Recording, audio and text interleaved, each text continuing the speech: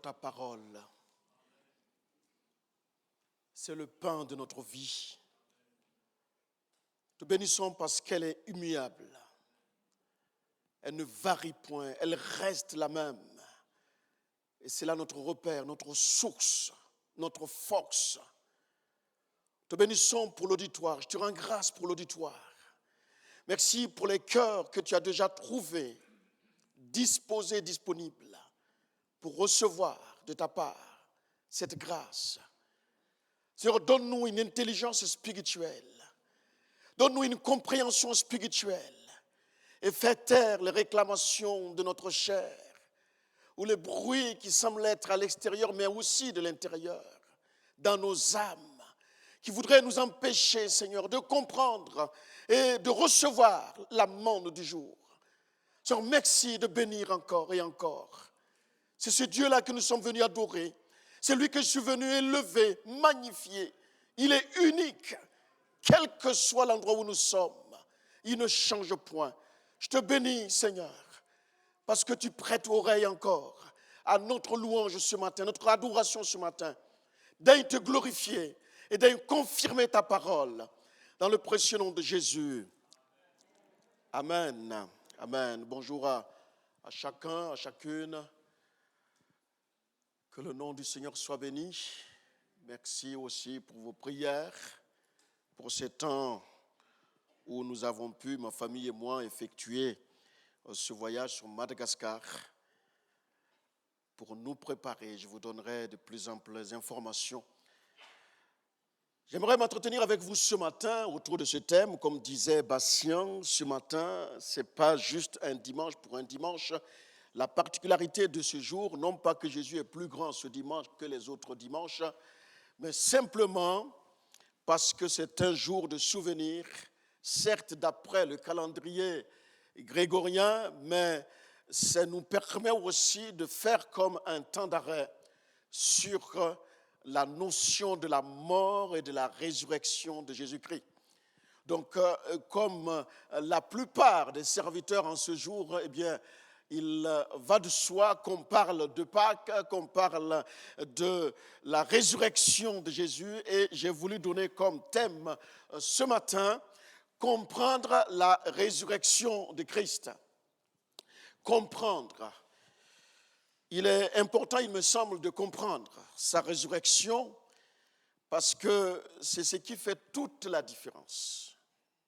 Je vous invite à lire avec moi dans l'Évangile selon Luc au chapitre 24, Luc chapitre 24, et nous lirons à partir du verset 1er jusqu'au verset 7. Le premier jour de la semaine, elles se rendirent au sépulcre de grand matin, portant les aromates qu'elles avaient préparés. Elles trouvèrent que la pierre avait été roulée de devant le sépulcre, et étant entrées, elles ne trouvèrent pas le corps du Seigneur Jésus.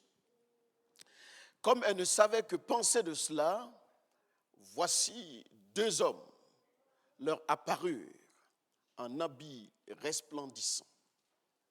Saisies de frayeur, elles baissèrent le visage contre terre, mais ils leur dirent, « Pourquoi cherchez-vous parmi les morts celui qui est vivant? Il n'est point ici, mais il est ressuscité. Souvenez-vous de quelle manière il vous a parlé lorsqu'il était encore en Galilée.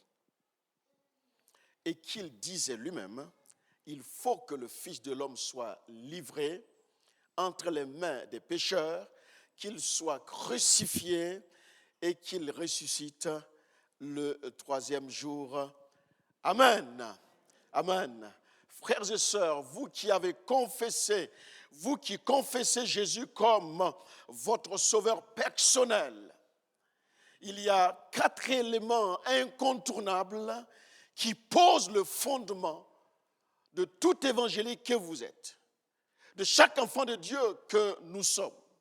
4 éléments fondamentaux. Il y a la nécessité de comprendre que Christ,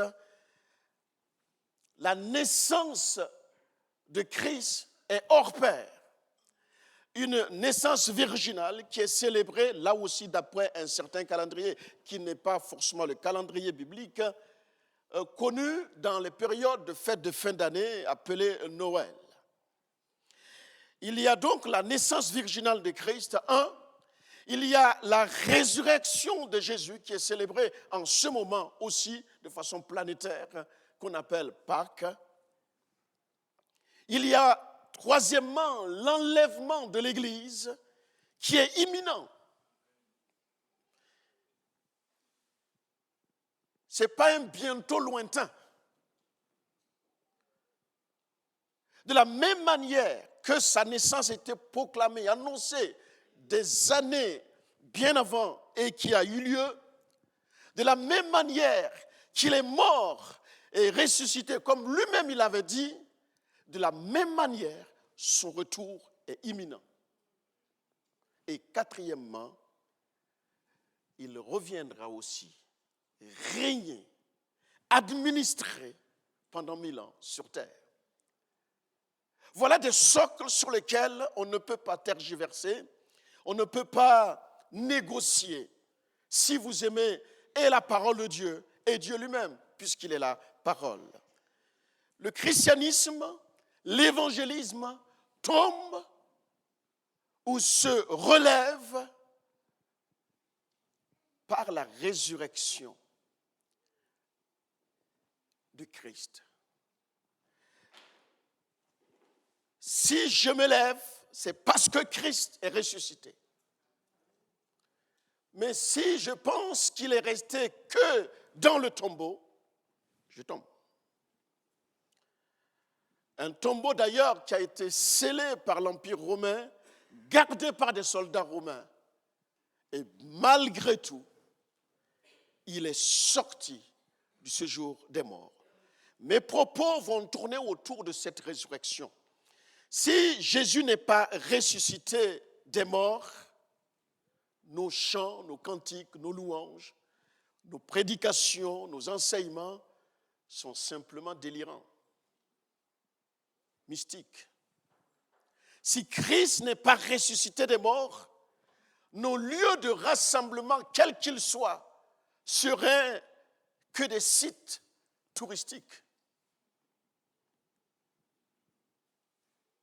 La bonne nouvelle ce matin,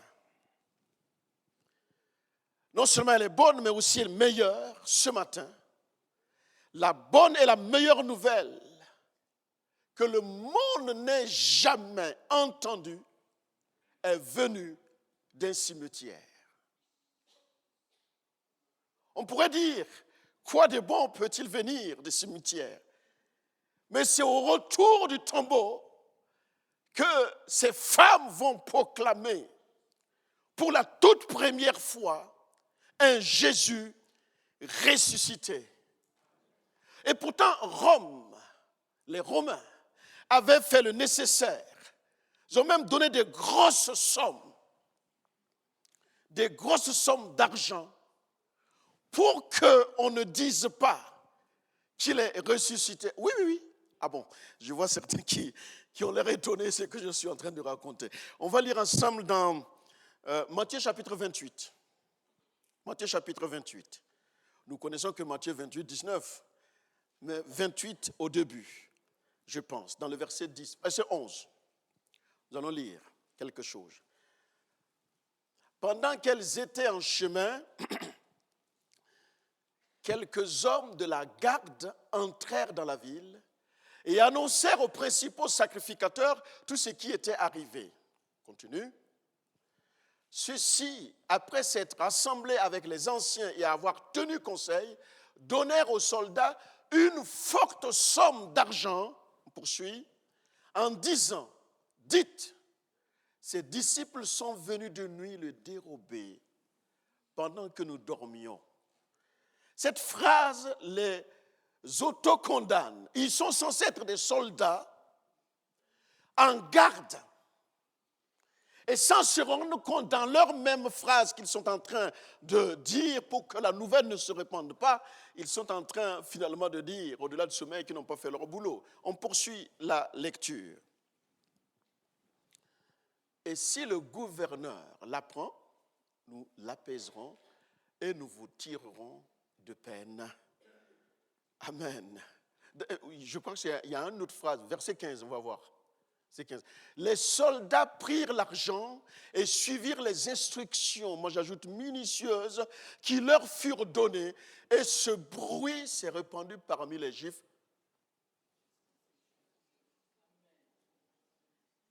Vous comprenez maintenant pourquoi c'est compliqué pour certains, pas que les Juifs.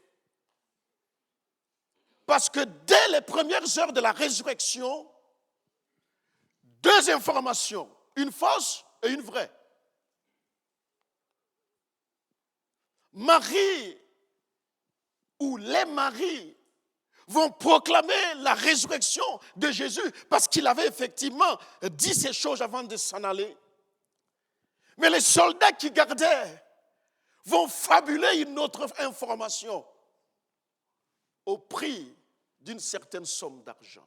Dès le départ. Qu'est-ce qui est étonnant aujourd'hui? Rien du tout. On n'invente pas le fil à couper le beurre salé de la Bretagne.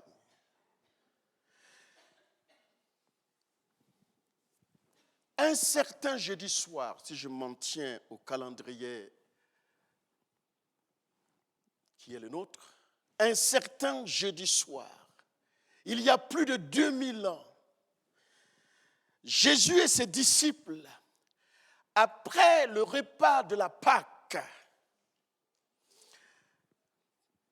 ils vont prier à l'extérieur des murs de Jérusalem, dans un certain jardin qu'on appelle le jardin de Gethsémané ou de Gethsémané. Et là, il a tellement prié, les disciples certes se sont endormis, mais lui, Christ, a tellement prié que son sang, la sueur de son front tombait comme des grumeaux de sang.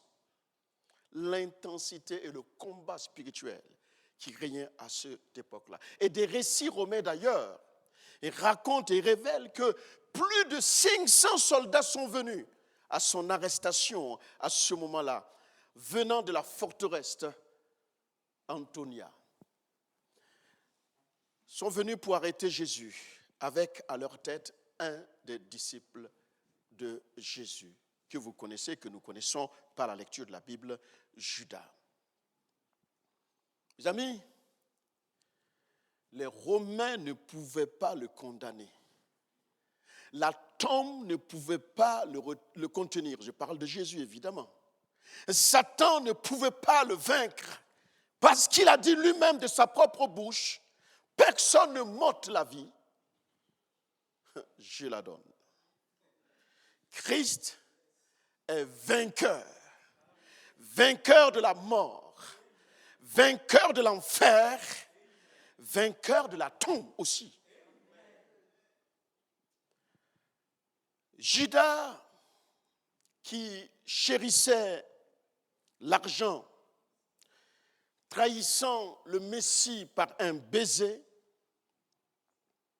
malheureusement va finir, non pas comme le maître aurait voulu.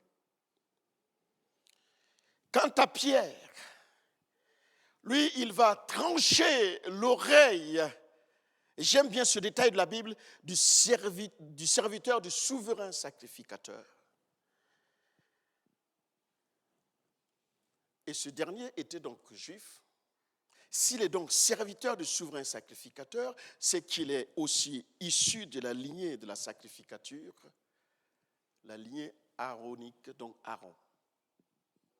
Et nous savons par la lecture de la Bible, pour ceux qui lisent assidûment la parole, dans Lévitique chapitre 21, qu'on ne pouvait pas servir dans le temple avec un défaut corporel, un défaut physique.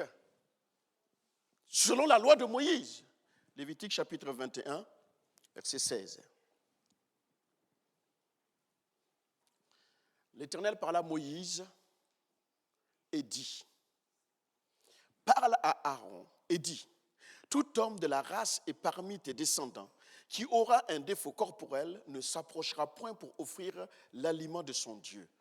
Tout homme qui aura un défaut corporel ne pourra s'approcher un homme aveugle, boiteux, ayant le nez camus ou un membre allongé, un homme ayant une fracture au pied ou à la main, un homme bossu ou grêle, ayant une tache à l'œil, la gale, une dartre ou des testicules écrasés. Tout homme de la race du sacrificateur Aaron qui aura un défaut corporel ne s'approchera point pour offrir à l'Éternel les sacrifices consumés par le feu. Il a un défaut corporel, il ne s'approchera point pour offrir l'aliment de son Dieu. Or, et j'ai entendu, et dans les chants, et dans nos prières, et dans nos louanges, que Christ est venu, non pas pour abolir, mais pour accomplir. Et c'est le mot qu'il a prononcé lorsqu'il rendit son esprit à son Père. Donc, il est tout à fait normal que dans l'arrestation de Jésus, alors qu'il est venu pour être arrêté dans le geste et dans la manière dont Pierre va vouloir résoudre le problème, Jésus prend le temps, avant qu'on l'arrête, de réparer. Comme pour dire qu'il n'est pas venu, il aurait pu ne rien faire pour le serviteur Malchus.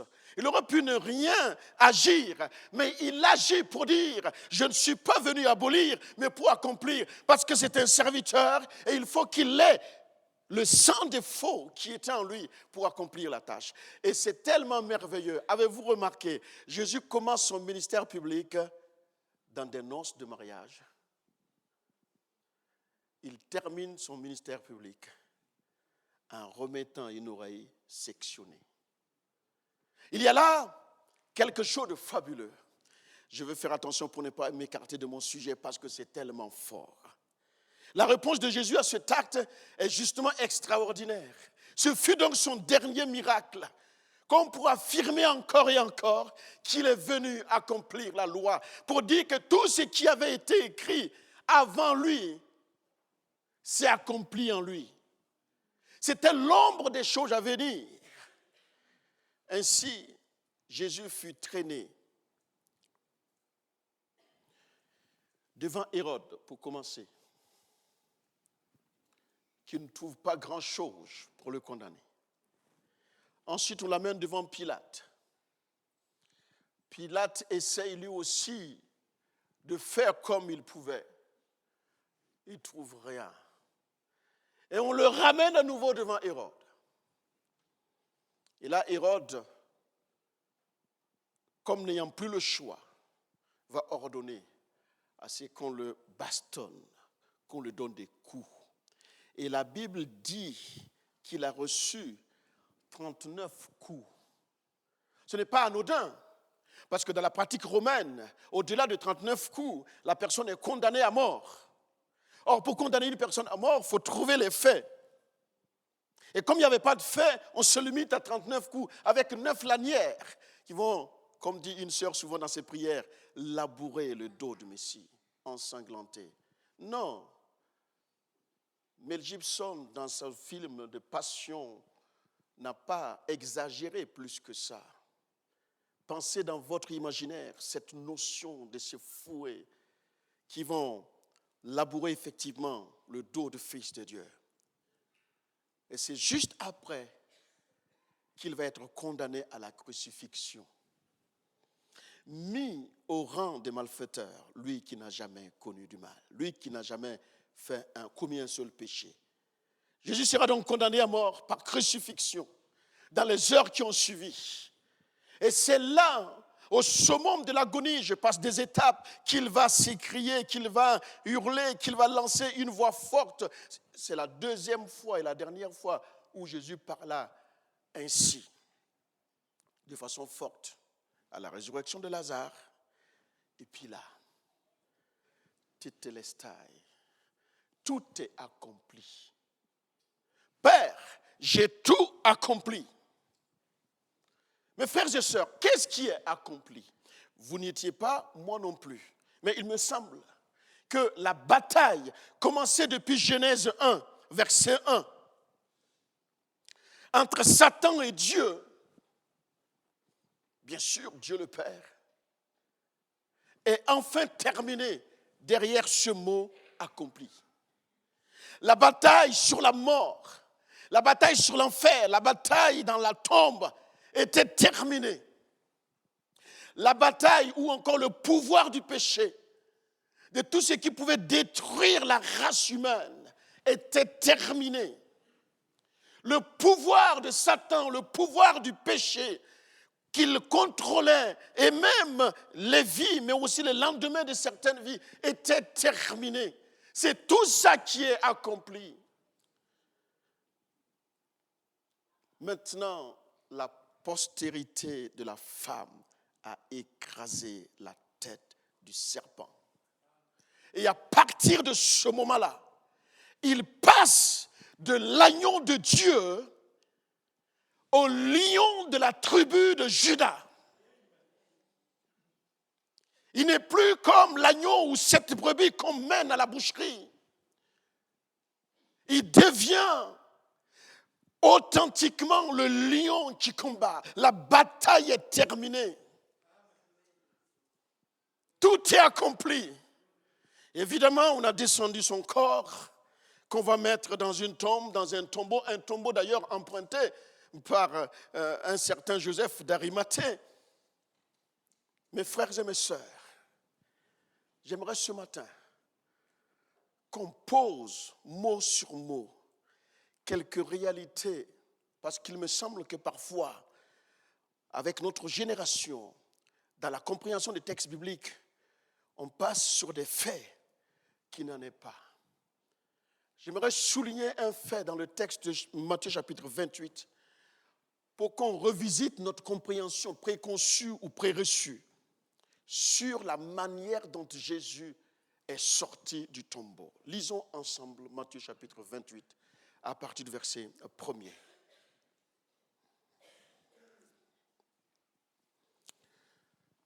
Suivez minutieusement. Après le sabbat, à l'aube du premier jour de la semaine, Marie de Magdala et l'autre Marie allèrent voir le sépulcre.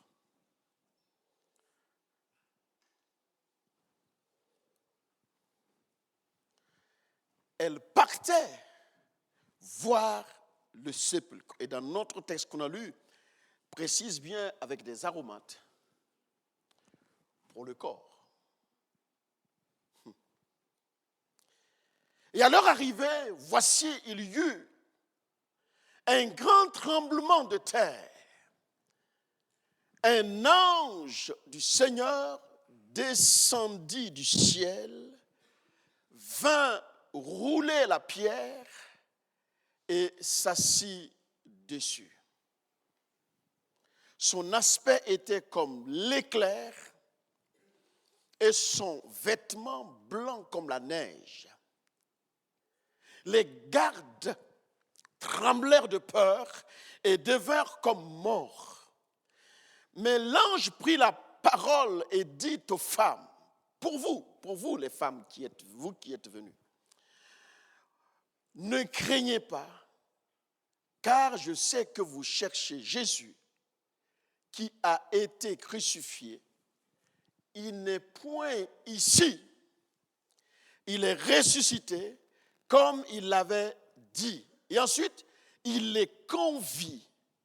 Venez, voyez le lieu où il était couché. Venez et voyez. Dans la plupart, vite, dans une compréhension très vite,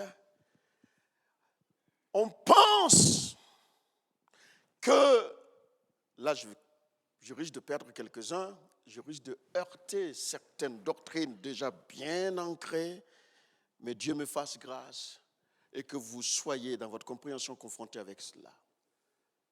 Le monde religieux nous laisse croire que c'est la descente de l'ange avec fracas et tremblement qui a roulé la pierre pour que Jésus puisse se sauver ou sortir du tombeau. Et avec texte à l'appui, je suis en train de vous dire que ça n'est pas du tout cela, puisque d'ailleurs, quand il est parti du tombeau, Jésus, il rejoint les disciples enfermés double tour dans leur univers. Mais comment il a fait? Il est rentré, il est trouvé. Le Jésus qui est rentré, trouver les disciples apeurés avec ce fameux mot shalom, c'est le même Jésus qui est sorti du tombeau sans qu'il y ait secours d'un ange pour rouler la pierre. Parce qu'à la résurrection, il avait un autre corps. Un corps glorifié. Donc il est sorti. Mes amis, l'ange est descendu, rouler la pierre pour que les femmes voient, puissent rentrer et observer que le Messie est bien parti. Il était tellement bien parti que le linceul était bien plié et déposé.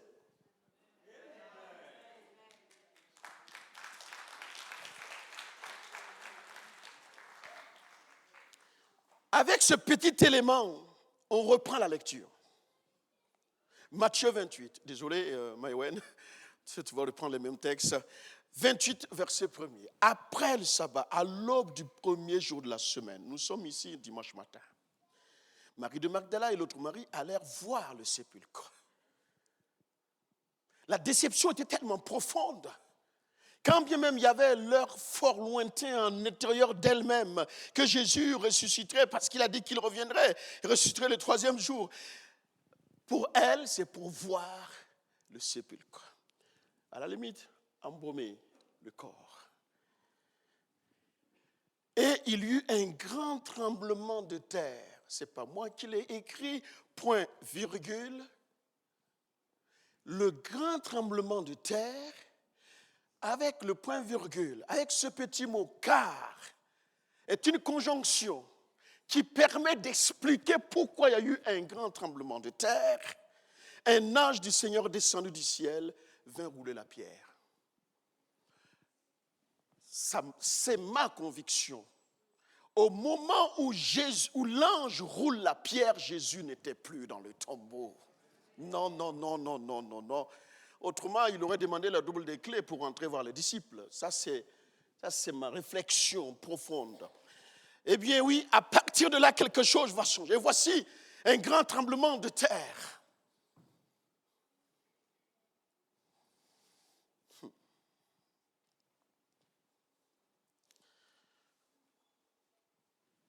Les gardes étaient là. Les soldats romains étaient là. Eux-mêmes, c'est au moment où il y a eu le tremblement de terre, c'est au moment où la pierre était roulée, qu'ils vont se rendre compte de ce qui se passe. Frères et sœurs,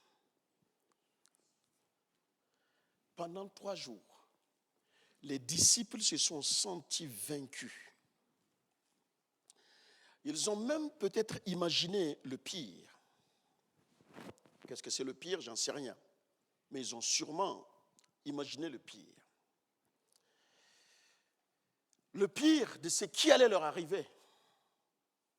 Tout leur espoir s'est effondré. Ils avaient tellement construit de l'espérance sur Jésus. Certains même, à l'appel de Christ, ont abandonné leur métier premier. Et là, tout s'effondre. Ils sont dans la désillusion totale à cause des Romains. Pendant 3 jours, c'était le chaos. J'aimerais te dire simplement ce matin,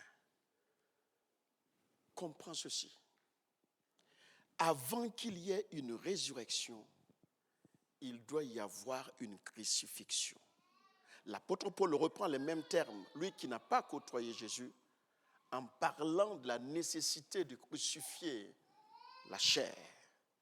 Avant qu'il y ait un lever de soleil, il doit y avoir une nuit, quelque part. Et ta nuit annonce le lever du soleil.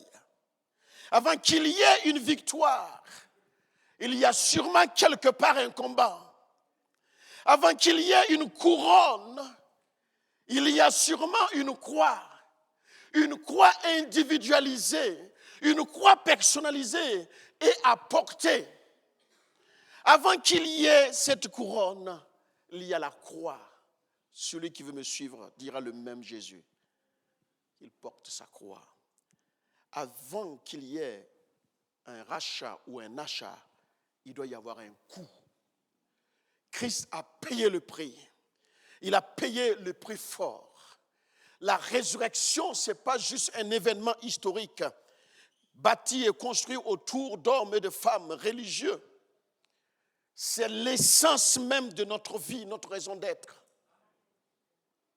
Christ n'a pas construit un bâtiment, mais il a construit des vies. Il a restauré des vies. Il continue de restaurer, quelle que soit la vie, jaune, noir ou blanc. Chaque individu a un prix spécial. Les coûts reçus, c'est pour toi, c'est pour moi. Ce n'est pas un semblant. Ce n'est pas pour qu'on forme une communauté religieuse. Il n'a jamais donné nom à aucune assemblée. Tout ce dont il a fait, c'est qu'il s'est donné. Il a donné sa vie pour sauver l'humanité, pour mettre fin à ce combat qui est déclenché depuis le jardin d'Éden, depuis la désobéissance de l'être humain. Notre Seigneur est un Seigneur qui est bon. Il n'est pas bonbon. Il est bon. Notre Seigneur est un Seigneur vivant. Que tu le veuilles ou pas, que tu l'acceptes ou pas, que tu le boudes ou pas, que tu ne sois pas d'accord avec lui ou pas, il reste le Seigneur. La Bible dit qu'il est le Seigneur des seigneurs, le roi des rois, et tout genou fléchira devant lui. Tout genou fléchira devant lui. Gilbert, que tu sois d'accord ou pas, avant toi, il est Seigneur. Après toi, il restera Seigneur. Dans l'éternité, il est Seigneur. C'est lui qui aura les commandes en main. C'est lui qui guidera. Et pour ceux qui régneront avec lui, quelle grâce. Quelle grâce. J'entendais une louange. Que les souffrances de maintenant ne sont même pas à mesurer, à comparer. Qui que tu sois, chaque épreuve est à la taille de ta dimension de foi. C'est pourquoi tu n'utiliseras pas qu'une petite foi entrecoupée, mais la foi entière, quelle que soit sa taille, pour faire face à tes propres combats. Le temps du retour est imminent. C'est le troisième socle de son retour, du christianisme. Jésus revient bientôt. Dans quel combat va-t-il me trouver ? Je fais une chose, veiller sur mon cœur, les sentiments de mon cœur, les réalités de mon cœur. C'est là où tout se joue. C'est pas ce que mes yeux voient, c'est pas ce que mes oreilles entendent, c'est ce qui se passe là. Jeudi soir, nous étions dans une assemblée, pas de lumière, seule lumière de cette église, au milieu de cette ville, dans cette église sans fenêtre, sans porte.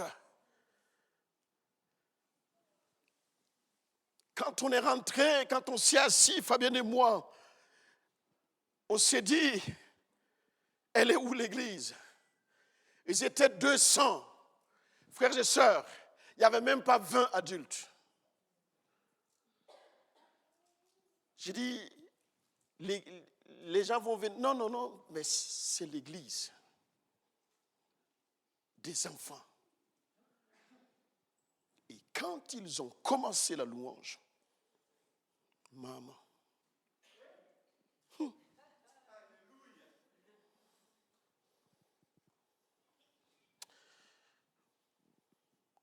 faut beaucoup pour m'impressionner dans certains domaines, comme quelques-uns d'entre vous d'ailleurs. À un moment donné, il y a une prière qui perçait toutes les autres prières par la voix aiguë de cette gamine d'une dizaine d'années. Je n'ai pas pu résister pour me retourner, pour voir c'est qui prie. Prier avec les expressions de la Bible, la partie ancienne de la Bible, l'ancienne alliance, l'ancien testament, avec un vocabulaire. Il dit, mais c'est juste pas possible. Pas beaucoup qui parlent français, mais le peu qu'elle exprime, tu es saisi. Et comme dirait quelqu'un, elle est dans son monde, dans la prière, comme si elle voyait le Messie, les yeux dans les yeux, en train de lui parler. C'était magnifique. Et au moment où j'étais en train de la scruter avec mes yeux et ma compréhension européenne, l'Esprit de Dieu est descendu sur elle. Elle s'est mise à parler en langue. Il n'y a pas eu d'imposition des mains. Pasteur ne s'est pas approché toute seule parce qu'elle a prié son Dieu, parce qu'elle a compris. J'ai dit, Seigneur, c'est cette foi naïve, innocente, authentique que je cours après. C'est celui-là qui va m'animer, Seigneur. Oh, c'était magnifique. Mais ça ne se passera pas que là-bas. Je crois qu'il y a des enfants aussi en Europe. Il y a même des enfants ici. C'est possible. Le rationalisme n'a pas gagné encore le terrain de certains cœurs. D'où cette forme d'innocence spirituelle. Laissant, d'ailleurs, si vous êtes là mardi soir, c'est ce que je prévois, montrer quelques images. Je pense que la résurrection, c'est une question de notre quotidien. Que des choses mortes, que des éléments morts ont besoin de cette résurrection. La résurrection de Christ est le témoignage efficace de l'Église qui a traversé tous les siècles les plus sombres. Je réfléchissais à une chose. Quand Jésus, sur le chemin de la douleur, le Via Dolorosa, avec la croix, et les femmes de Jérusalem, de part et d'autre, en pleurent, et que les dernières paroles, dans la suffocation, dans l'agonie, va dire à ces femmes, ne pleurez pas pour moi, pleurez pour vos enfants. Quand vous connaissez bien l'histoire de l'Église, grand E, après la mort de Jésus, juste quelques petites décades d'années plus tard, un certain Titus a fait n'importe quoi pour détruire les Juifs. Et depuis cette époque jusqu'à notre génération, pour arrêter et la parole, mais aussi ce peuple choisi de Dieu. Mais aucun n'a tenu. Oui, ce sont des millions qui sont sous terre. Ça, c'est vrai. Mais le peuple élu de Dieu, le peuple choisi de Dieu, est le peuple qui continue. Quand Joseph a connu sa nuit à lui, tout seul, il se retrouve dans la cour de Pharaon et dans l'épisode, toute somme conclue, eh bien, seul il est parti. Mais quand le jour de la Pâque, le jour de la Pessa, Joseph n'était plus seul. Ils étaient plus de 2 millions. Je ne parle pas des canards et des coqs qui suivaient, je parle des humains. 2 millions. Les ossements de Joseph quelque part dans un sac, dans je ne sais pas quoi, parce que c'était son désir, c'était sa volonté. Mais seul il a été vendu. Plus de 2 millions ont été délivrés. Parce qu'entre-temps, il y a eu Pâques. Il y a eu le sang badigeonné sur les linteaux des portes. Et avec ce sang de l'agneau pascal, la mort par préfiguration ne pouvait plus et ne pouvait pas rentrer. C'est ainsi que le peuple. J'aime bien, j'avais ça aussi à cœur, la notion de fait de manger rapidement. Et si vous prenez la typologie de comment était chacun quand il mangeait l'agneau pascal, dans la rapidité, tout était fin prêt. Ils étaient prêts pour le top départ, pour quitter Égypte. Et je pense qu'à chaque fois que nous nous présentons devant ces éléments, ça devrait nous animer. Prêt pour partir. Prêt pour partir. Oh, je crois de tout mon cœur. Ce n'est pas juste des vaines redites. Je pense et je crois, c'est ma foi, c'est notre foi. Jésus revient bientôt. Il vient bientôt. L'ennemi essaye de troubler au maximum pour qu'on se préoccupe de ça sans se rendre compte de son retour. Seigneur, bénis ton Église. Et rassure nos cœurs. Assure nos cœurs que nous comprenions que tu reviens bientôt. Si vous êtes là, c'est la preuve, c'est que vous voulez passer l'éternité avec lui. Ce n'est pas juste par commodité, parce que c'est Pâques. De toute façon, que vous mangez l'agneau ce midi, ou le poisson, ou le poulet, Jésus a dit, tout est accompli. Tout est accompli. Et nous faisons cela pour nous rappeler qu'il a vraiment tout accompli et que notre délivrance, on n'est plus dans la captivité, notre délivrance est proclamée et c'est une réalité.